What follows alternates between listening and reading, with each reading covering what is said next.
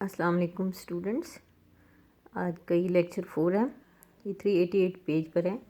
अब आपने measurement of elasticity of demand करनी है। अब इलास्टिसिटी को डिमांड की अगर आपने मेजर करना है तो 3 ही मेथड इस्तेमाल किए जाते हैं। ठीक है, total outlay method, percentage method, point and arc elasticity method. तो इसकी जो मुझे बनाई हुई है, मैंने एक ना छोटी सी ट्री डायग्राम बनाई हुई है। ठीक है, ये देखिए आपके पास आ रहा है लेक्चर 4 388 पेज पर। Elasticity of demand, total outlay, proportional, point, elasticity और आर्क।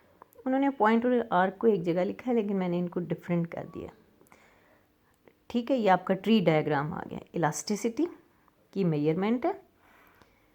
मेजरमेंट आप टोटल आउटले मेथड से कर सकते हैं, प्रोपोर्शनल से कर सकते हैं, पॉइंट से कर सकते हैं, आर्क से कर सकते हैं।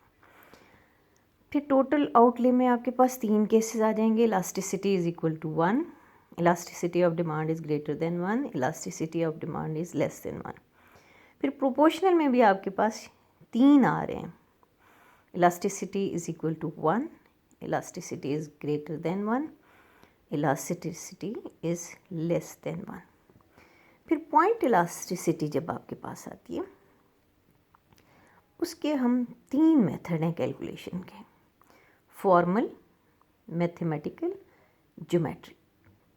ठीक है, और आर्क इलास्टिसिटी जो है, इसके लिए भी अपना एक फार्मूला होता है। ठीक है, अब हम इसको बुक से देख लेते हैं कि हमने मार्क करें कैसे करना है इसको मेजरमेंट को। टोटल आउटले मेथड, आउटले से में बेसिकली बेटे खर्च को कहते हैं, यानी एक्सपेंडिचर। ये आप देख रहे हैं कि यूनिवर्सिटी ऑफ सरगोदा और उसमें ये बतौर शॉर्ट क्वेश्चन आया हुआ है। ठीक है, it is a short question. तो आप इस शॉर्ट क्वेश्चन को देखिए कि ये इसमें under this method we will observe how consumer expenditure or revenues of the firm change as a result of changes in price. कि एक कंज्यूमर अपने अखराजात में प्राइस चेंजेस की वजह से क्या कैसे तब्दीलियाँ करता है, या एक फर्म अपनी वसूलियों में प्राइसेस की वजह से कैसे तब्दीलियाँ करती है। प्रोफेसर मार्शल ने एज यूजुअल इसे, he is the father of economics, उसने इसे इंट्रोड्यूस करवाया था। अब सबसे पहले शॉर्ट क्वेश्चन जो आपके पास आ जाता है कि इलास्टिसिटी इज इक्वल टू 1। उसी तरह आपके पास एक टेबल है, प्राइस है 643, क्वांटिटी है डिमांडेड 468। जैसे जैसे प्राइस गिरती है, इन्वर्स रिलेशनशिप है ना, एक प्राइस गिर रही है तो क्वांटिटी डिमांडेड बढ़ रही है। अब टोटल रेवेन्यू, वो आपके पास, या टोटल रेवेन्यू कुल वसूली जो आ जाती है, वो आप प्राइस को मल्टीप्लाई करते हैं क्वांटिटी के साथ। 6 multiplied by 4 24, 4 multiplied by 6 24, 3 multiplied by 8 24।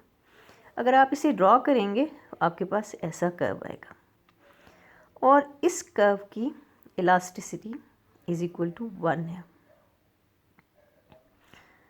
अब हमारे पास, अब इसका मतलब बेटे ये है कि ये कोई ऐसी चीज़ है जिसकी अगर कीमत गिरती भी जाए तो क्वांटिटी जो आपके जो अखराजात हैं उस चीज़ पर, वो कोई ख़ास कांस्टेंट ही रहते हैं। ये ऐसी चीज़ है, यानी कि कोई ऐसी चीज़ है जिसका कि आप अपने अखराजात में उसका जो पोर्शन उसको एलोकेट करते हैं, या पोर्शन उसको अलॉट किया होता है, उसमें कोई ख़ास चेंज नहीं आती, वो तकरीबन बराबर रहता है। फिर है elasticity of demand greater than 1, is greater than 1। इस सिचुएशन में आपके पास फिर वही प्राइस, क्वांटिटी और टोटल रेवेन्यू आप मालूम करेंगे। टोटल वसूली P मल्टीप्लाइड बाई Q से, 6 है तो 4 क्वांटिटी डिमांडेड है, 5 है तो 6 है, 4 है तो 9 है। अब आप 6 को 4 से मल्टीप्लाई करेंगे तो 24 आ जाएगा। पी और क्यू को मल्टीप्लाई कर रहे हैं ना, फिर 5 को 6 से करेंगे 30 आ जाएगा और 36। अब आप देख रहे हैं कि टोटल आउटले या एक्सपेंडिचर जो है इसमें ये आपका बढ़ता हुआ आ रहा है, बढ़ रहा है, ठीक है। तो आप जब इसे ड्रॉ करेंगे तो आपके पास नेक्स्ट पेज पे देखिए ये एक ना आ रहा है, फ्लैटर सा कर्व आ रहा है, which shows this is greater than 1। आप देखें कि इसका झुकाव एक्स एक्सिस की तरफ है, हॉरिजॉन्टल एक्सिस की तरफ है, ना कि वर्टिकल की तरफ। या पीछे पढ़ के भी आए हैं कि जो पायदार गुड्स होती हैं उनकी जो इलास्टिसिटी ऑफ डिमांड होती है वो काफ़ी फ्लेक्सिबल या इलास्टिक होती है। अब elasticity of demand less than 1, उसका भी आप इसी तरह केस बनवाएंगे। 6, 4, 2 और 4 पे ख़रीद रहे हैं, 5 ख़रीद रहे हैं, 6 ख़रीद रहे हैं, फिर आप मल्टीप्लाई करके आपके पास जो रकम आती है 24, 20, 12, ठीक है। तो आपके पास एक ऐसा डिमांड कर्व आता है जो कि शो कर रहे हैं कि ये लेस देन 1 है। अब इसकी देखिए कि जो पहला था वो यूनिट इलास्टिक था, तो उसकी शेप बिल्कुल ऐसे थी, बराबर ऐसे। आप पीछे मुड़ के देखेंगे फिगर को, आप देखें वो ऐसे है। फिर ये जो दूसरा है ये इस तरह करके फ्लैटर है, ग्रेटर वाला, और ये थोड़ा सा स्टीपर है, ठीक है। ये वाला ऐसे स्टीपर आ रहा है। अब आपके पास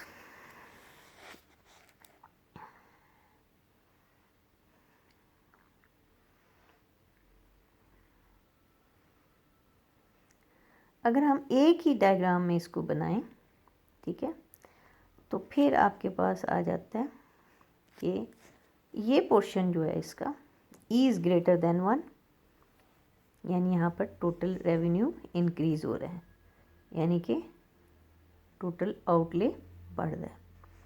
फिर टोटल रेवेन्यू मैक्सिमम 1 यहाँ पर डिक्रीज़ हो रहा है, ये इसका है। अब आपके पास आ जाता है बेटे, होप आपको ये वाला मेथड समझ आ गया होगा।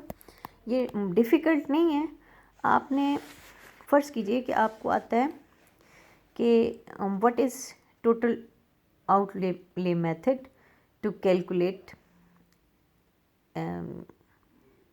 इलास्टिसिटी ऑफ डिमांड, या आपको कहा जाता है how we can measure elasticity of demand. तो आपने उसका जवाब लिखना है, to measure elasticity of demand 3 methods are adopted, total outlay method, percentage method, point and arc elasticity method. और फिर आपने अगर पूछा जाए, अव्वल तो शॉर्ट क्वेश्चन में इतना लंबा जवाब नहीं पूछा जाएगा, ये 2 नंबर का सवाल है। आपके शॉर्ट क्वेश्चन जो हैं वो 20 नंबर के हैं और 40 नंबर का आपका माइक्रो का पोर्शन है, 20 का स्टैटिस्टिकल है और 20 ही का मैथमेटिकल है। तो शॉर्ट क्वेश्चन में ये असल में ये वाले क्वेश्चन जो हैं इनका आने का चांस ये होता है कि आप अगर इनका शॉर्ट क्वेश्चन बनाना चाहें तो आपसे नहीं बनेगा यूजुअली, और आप ज़्यादा से ज़्यादा क्या कह सकते हैं कि टोटल आउटले मेथड को डिफ़ाइन करें। तो आप उसको इस तरह लिख सकते हैं, एक शेड्यूल बनाकर, या फिर सिर्फ ये वाला शेड्यूल बनाएं और यहाँ पर इसको लिखें, ये वाली पिक्चर बना दें अगर टाइम कम है तो, ठीक है। यहाँ पर ये तीनों रिप्रेजेंट किए हुए हैं ना, तीनों इलास्टिसिटी ऑफ डिमांड रिप्रेजेंट की हुई हैं। तो आप इसको कर सकते हैं, शॉर्ट क्वेश्चन अगर आ जाता है तो इस तरह आपने इसे कर लेना है। फिर परसेंटेज या प्रोपोर्शनल मेथड, ये इस मेथड में आप क्या करते हैं कि असल में तो आपने वही देखना होता है ना कि प्रोपोर्शनल चेंज जो आई है क्वांटिटी डिमांडेड में, प्राइस में जो प्रोपोर्शनल चेंज है उसको, इसको भी मार्शल ने इलास्टिसिटी ऑफ डिमांड कहा। ठीक है, इसका छोटा सा फॉर्मूला लिखा हुआ है, ये लिखा है जी,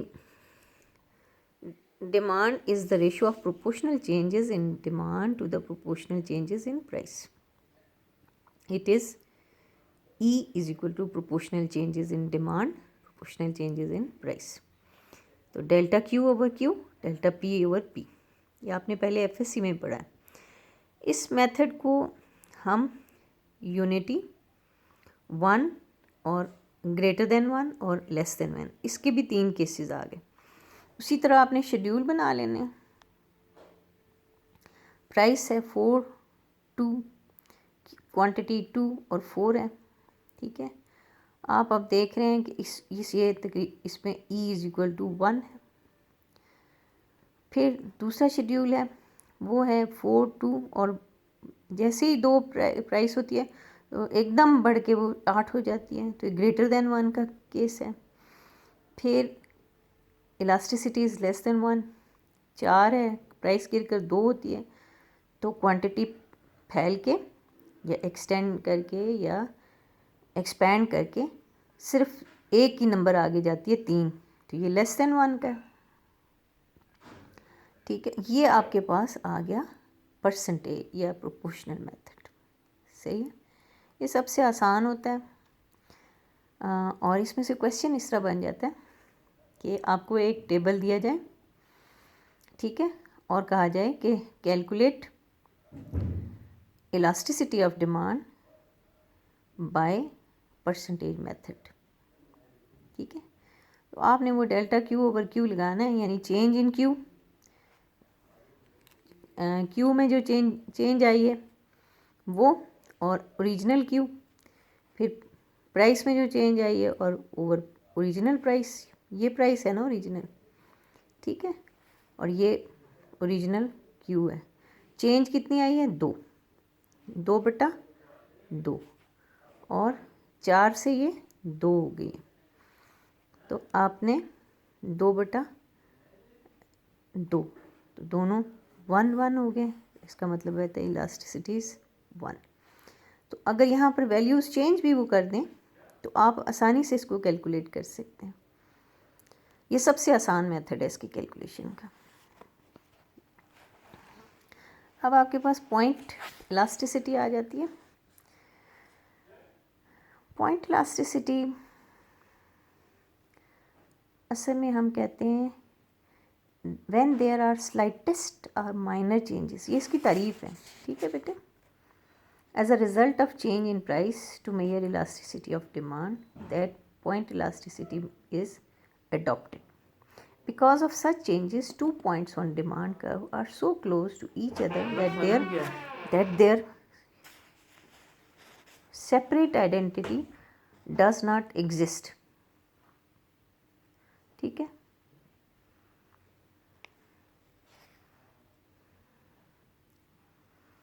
so the measurement of elasticity of demand on one point of the demand curve is known as point elasticity of demand. ये बेटे ये सारा पैराग्राफ जो है ना, ये इसकी डेफिनेशन आती है पॉइंट इलास्टिसिटी की। ठीक है, अब अगर आपसे मेथड पूछे जाएंगे तो आपने उसके ना, और टाइम है तो सिर्फ मेथड्स का नाम लिख दें और ये डेफिनेशन लिखें, अगर ये शॉर्ट क्वेश्चन आता है तो। सिंपल और फॉर्मल अरिथमेटिक मेथड है सबसे पहले, इसमें हम लिखे we will use the basic formula of elasticity of demand as at one point it is as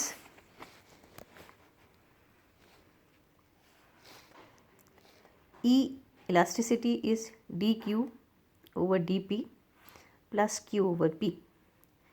अब बेटे मैं ये वाला पॉइंट, ये जो है इलास्टिसिटी की मेजरमेंट, ये मैं आपको नेक्स्ट लेक्चर में समझा दूँगी, ये वरना वीडियो अपलोड होने में बहुत ज़्यादा टाइम लगता है।